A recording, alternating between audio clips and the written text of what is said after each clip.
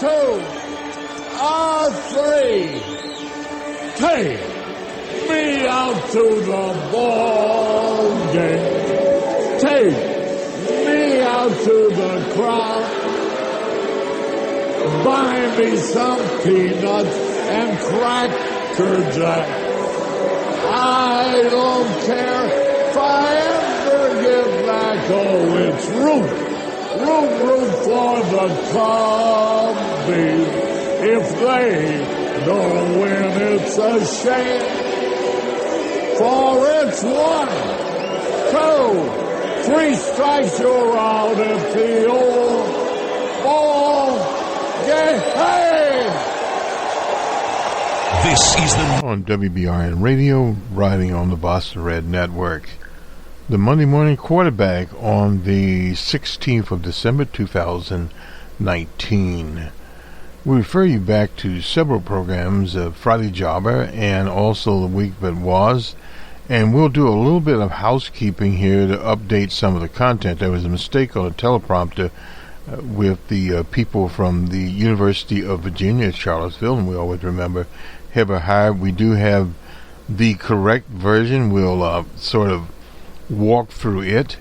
And also, if we have time, Karl Rove, we'll look at his commentary about impeachment and his conversations with supposedly ordinary people. Now, what we're doing here is we have several episodes, the macroeconomic version called Numbers Man, the Numbers Man Show. It appears on many of the same outlets where you find your internet radio programs, and you can find those there. You can find it, of course, on Twitter or on Facebook, and you find it on iHeartRadio. All of those are on iHeartRadio. And we have an open source report that is finished. I'm not certain when it will appear, but it will appear in the next day or so. So this is the direction in which we are going here. I was listening to a BBC program with the author Bill Bison. Mr. Bison has written many, many books. This time he was writing literally about the human body. But the one I remember most is the one about the Appalachian Trail. He is originally from Iowa, spent most of his adult life in the UK, and he comes from a little different perspective, but the Appalachian Trail one, Nick Nolte is in it. He is coming from Iowa on a Greyhound bus and going up to the New England end of the trail in Maine, and then they fly down to the beginning of it in Georgia, Tennessee, that area. And I look forward myself to walking the Appalachian Trail, and it's up on our Boston Red Facebook. We get updates from them, and we'll see how it all works out as to when we appear on the Appalachian Trail. So thus this sets everything into motion. In 2020, we go back to for people that have been listening at our programs, including Boston Red as a political side. We've used some machine learning type technologies where you hear a voice synthesized or artificial voice, whether it be male or female. We'll return with that particular item. We'll have more of it, and of course it will be improved. In the UK election, the BBC used AI, artificial intelligence, to write descriptions of the many constituencies that they have. And I think it's 650 in all there, and they are assembling now in London. The Parliament will reopen, and the official swearing in is tomorrow with the new PM, re-elected PM Boris Johnson. And the Brexit sign is up there, but there are other things that have to be also addressed. The Labour Party, under its leader Coburn has written in a number of newspapers as sort of a review of what happened and apologized for the big loss. That will be talked about in the days coming up. Flipping to the U.S. Here, and this is not a stream of consciousness, it's just flipping the news. One representative from New Jersey, I forget what his name is right now, Van somebody, has said he will vote against impeachment in the House, and he's been to the White House. He will turn into Republican, wherefore the 5 members of his staff are resigning. And of course, I don't know what committees he's on. All of that will cease to be. So that is one of the outstanding features. And on Face the Nation, I believe it was, and several other places, Mitch McConnell has basically said that he will coordinate his efforts, as he's leader of the Senate, old man McConnell, with the White House. In the Senate version, senators sat there as jurors, but it's not like a regular court jury. This impeachment is a political process. The Chief Justice John Roberts will preside over the impeachment, and then there will be managers from the House. For those of us who have been around those, in the case of one federal judge that was impeached, and he later reappeared as a representative from Florida. He was appointed the first African-American federal judge to sit in the South, the federal courthouse in Miami, Florida. So that is Judge Gillum, or Representative Gillum. Anyway, he was there in a number of years. I believe he was reelected over 20 years in the House of Representatives. In fact, he was when the Democrats flipped the House, not this time, but the last time, he was scheduled to be chair of one of the House committees. And there was a lot of controversy around that. That was at the same time the former representative, Mr. Rangel, would have been chair, what was he was chair of Ways and Means, I believe it was. Anyway, a little bit of the history sort of thrown in here. In some most recent polling, this is by the PBS People, the president, DJ Trump, is at 42. He's been hovering at 42, and most people look at, 42, where is it? Well, 42 is not a bad number in modern American politics. Barack Obama basically set the same place, and it doesn't prevent one from being reelected. And as to the impeachment question, the country is still, statistical draw at 47, 48. I think it's 48 against 47 in favor of it. But does it matter? Well, you'll hear various pundits talk about it, and in January we will have an actual impeachment trial. So that speculation will go on and will go on. We'll start our broadcast here with survey from the people at the operation, the Pew, and this is socialtrends.org. I'll start it out here. This is by Kim Parker and Ruth Agilnik. Anyway, I'm probably mispronouncing her name. But the caption on it is roughly half of low-income Republicans say current economic conditions are hurting them and their family. The difference in the way we present things and the way that presented many times, they will say a survey said this. By any measure, the U.S. economy is doing well. Unemployment is near a 50-year low. Consumer spending is strong, and the stock market is delivering solid returns for investors. Despite these positive indicators, public assessments of the economy are mixed, and they differ significantly by income, as according to the Pew Research Center. The majority of upper income and middle income Americans say the current economic conditions are excellent or good, but only 4 in 10 low income adults share that view, while the majority say the economy is only fair or poor. The views on the economy are strongly linked to partisanship, with Republicans and independents who lean towards the Republican Party much more likely than Democrats are Democratic-leaning counterparts. A positive view of the current economy. While the attitudes toward the economy has long been partisan, they are particularly so today. Virtually all the increase in the positive views in the economy since DJ Trump became president have been amongst Republicans.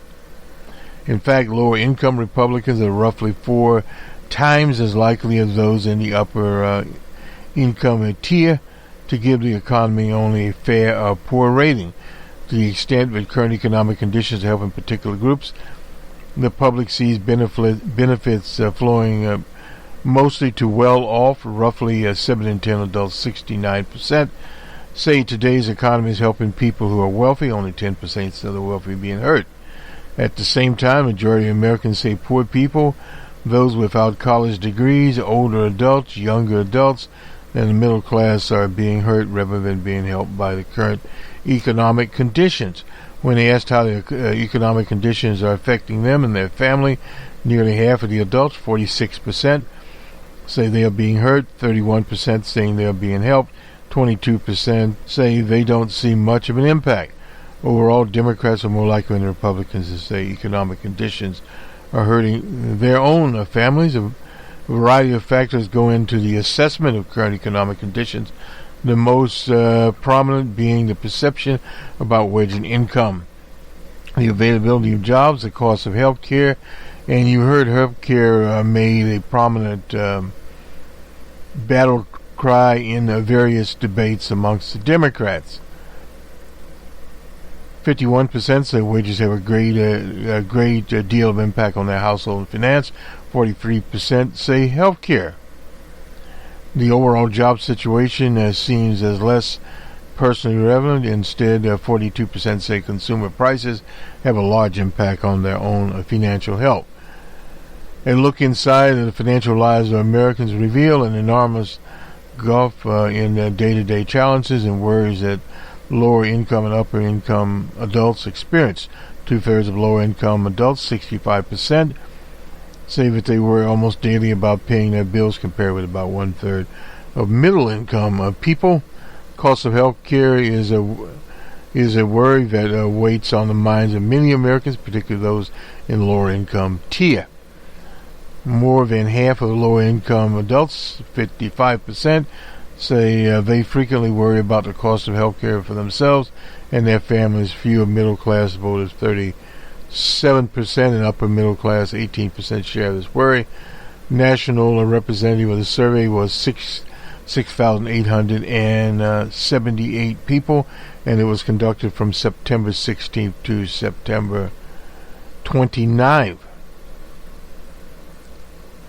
Majority of Americans, 55%, say they think the current economic conditions of the country are excellent or good, including relatively few. 10% characterize as excellent. 46% say they are good. Roughly 4 in 10, 44% say current economic conditions are only fair. 8% poor. Percent of Republicans feel positive, and Democrats, who say 55%, roughly similar to the share of upper income types. Only about 1/3 of lower income Democrats, 34%, current economy rated positive. Looking to the future, about half of Americans, 48%, and you'll see a lot of 48%. The economy will be worse. Just 20% say they think the economy will be better. The share saying the economic conditions will get better is largely consistent across income groups. Upper income adults are somewhat more likely to say they expect things will get worse. That's an interesting view there. Current view of the economy are strongly linked to predictions for the future. Those saying economic conditions are excellent or good are about 3 times as likely as those who have a more negative view to say things better a year from now. 29 versus 9%. Wages, job availability, health care costs matter most in Americans' assessment. Half of the adults, 48%, say wages and income contribute a great deal to their opinion about how the economy is doing. 45% said the availability of jobs. have an equally important impact. Cost of health care, about 43% says contributes a great deal to their assessment there. And a third of adults say prices of consumer goods, food, 37% in the country's tax system, 36% in the federal budget deficit. You don't hear it mentioned much in these surveys. 32% contribute a great deal to their views on the economy. Somewhat less important, real estate prices, 27%, market performance, 25%, gas prices, only 23%. That has moderated. About half of the public, 51%, say wages and income affect their household situation a great deal. 43% say the same about healthcare costs. And to the degree in which various factors influence household finances differ significant by income tier. Consumer prices and gas have a big impact on lower income households than middle or higher income households. Fully 57% of low income Americans say the price of food and consumer goods affect their household situation a great deal, compared with 46% there. And the cost of health care affects lower and middle income households to a greater extent than is the case with higher income households. Majority of adults say poor economy is hurting the middle class and the poor, regardless of their view about the economy. About 7 in 10, that's 69%, say that the current economic conditions are helping people who are wealthy a lot. That's 53%, and a little, 16%.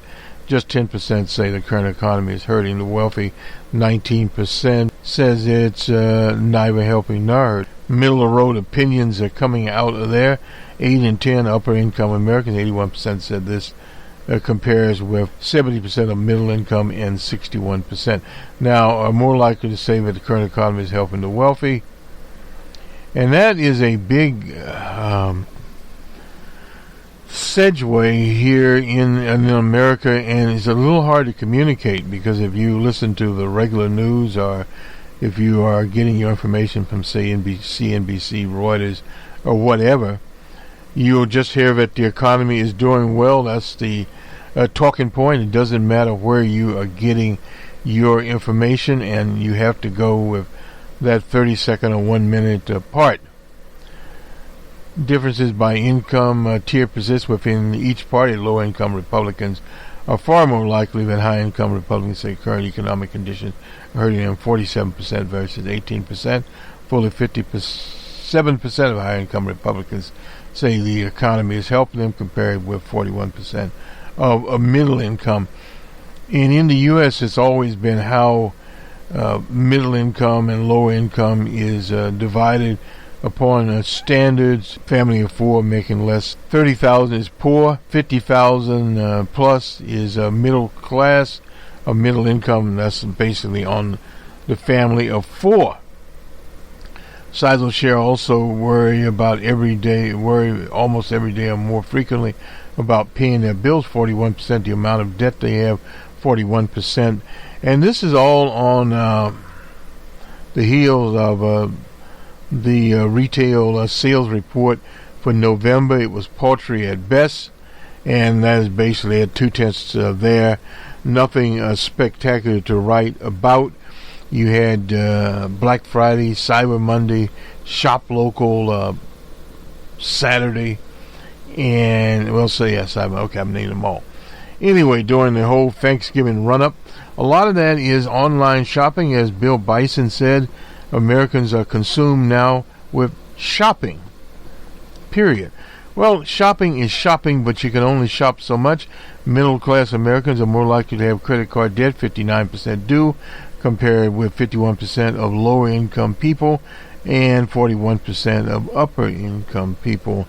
That is credit card debt. There is evidence that a lot of people put a lot of money on credit cards this holiday weekend, and a lot of that will depend on what they were doing or not doing, period. So let's roll along here. We'll look back at a car roll. I'll hit some highlights hopefully here. This is on independents, into some of the recent surveys out here. Independents are impeachment skeptics. He was writing in the Wall Street Journal. What the heck's going on? As my recent travel sent me ratcheting across America. I heard this exaltation about impeachment from people who decide the 2020 aspiration, the number of moderate voters truly up for grabs.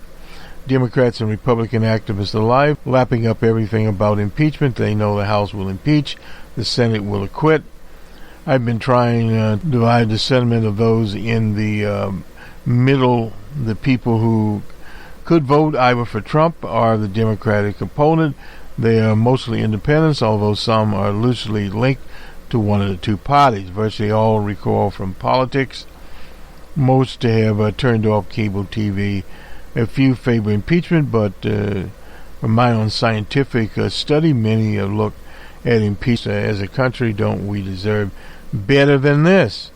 Well, that's a standard talking point. For them, the situation lacks the clarity it has for partisan Democrats who clamor for Trump defensation and partisan Republicans who scream that it's a witch hunt. My rolling focus group over the past few weeks indicated to me that independents are more likely skeptical of impeachment and often see it as a waste of time and energy. Take the claim that Trump engaged in a quid pro quo with the Ukraine and the situation with with his rival Joe Lunchbox Biden and his son Dorji Biden. While many independents believe Trump was seeking such an agreement and don't like it, but they don't necessarily see impeachment as an impeachable offense. And don't forget that the landmine that the Democrats have triggered by pressing their claim in March of 21, President Obama was caught on camera telling the Russian President Dmitry Medvedev to let his soon-to-be successor, Vladimir Putin, know that on all issues, but particularly on missile defense, they would be solved, but it's important for him to get me space. Well, giving him space is not a quid pro quo. The president at the time, who is now the Prime Minister Medvedev, promised to alert V.I. Putin that if he didn't stir up trouble for President Obama, he'd be rewarded with a post-campaign flexibility on missile defense, and of course he didn't get that. That leaves the obstruction charge. Trump refused to honor subpoenas. Documents be provided. Here, swing voters to the right. The Department of Justice's opinion is that the executive branch long-standing position, reaffirmed by numerous American administrations of both parties, is that the president's immediate advisors are absolutely immune from congressional testimony process. Moreover, this immunity is rooted in the constitutional separation of power and the immunity of the president himself from congressional compulsion to testify. Well, that's only partially correct. Uncle Carl is partitioning things here, as he usually does. Move along here. We get now into Major League Baseball. This is a sports story, as we normally do here on the Monday Morning Quarterback.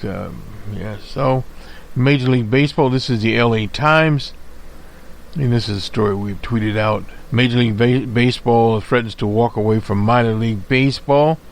This is at the so-called winter meetings. Major League Baseball threw a high, hard brushback pitch at minor league baseball on Friday night. Shut up and negotiate, or we'll run our own minor league system without you. The tension is so high and the trust is so low between the parties that at 9 o'clock, MILB issued a 4-page memo blaming the MFL for repeatedly and inaccurately describing the minor league's stance on a variety of critical issues in negotiation. NFL, the MLB responded, choosing not to rebut the statement, point by point, instead threatening to end minor league baseball as we know it. The National Association of Minor League Clubs has an interest in the agreement with Major League Baseball. It must address the very significant issues with current system at the bargaining table. The statement reads, otherwise, Major League Baseball clubs would be free to affiliate with any minor league team a potential team in the U.S., including independent leagues, which are not permitted to compete for an affiliation on the current agreement. The agreement expires in 2020. Major League Baseball's proposed to cut 42 teams from the minor league lineup. We're approaching negotiation with this so-called take it or leave it status quo approach. Major League Baseball says that minor leagues have refused to address the inadequate facilities, that the major league owners subsidize too much of the costs of minor league operations, and then additional independent leagues that could fill the void left in towns where minor league teams are cut. The minor league people say that that is willing to discuss the facility improvement, and that major league owners simply want to pass the cost of higher minor league players' salaries into the minor league owners, and that independent leagues have not succeeded in small markets that would largely be abandoned. And the commissioner there, Manfred, ripped minor league owners for taking a fight public, a criticism that outraged one of the league's owners. Rob is attempting to decimate the industry, destroy baseball in communities, and eliminate thousands of jobs. That is, he's upset that the owners have gone public with the information in an effort to save their teams. The owners said on condition of anonymity because of ongoing negotiation. That's rich. The issue, of course, has drawn in Bernie Sanders, the champion of the people, scheduled to meet on Sunday. He is with minor league executives, employees, and former players in Burlington, Burlington, Iowa, home of an Angels affiliate that is targeted for elimination. If a proposal to kill 1/4 of the minor league teams have made Congress take note, a proposal to kill all those teams might result in congressional summoning of the commissioner at a public meeting. The meeting said it did not fear the politicians. The Major League Baseball assured every public official who has contacted us that will work diligently to preserve organized baseball in a compelling, fan-friendly format in every American city that currently has an affiliate. That's what the statement said. The Bakersfield and High Desert facility in the California League were terminated because of inadequate facilities. That was by the Minor League Association after the 2016 season. The Independent League moved into vacant parks.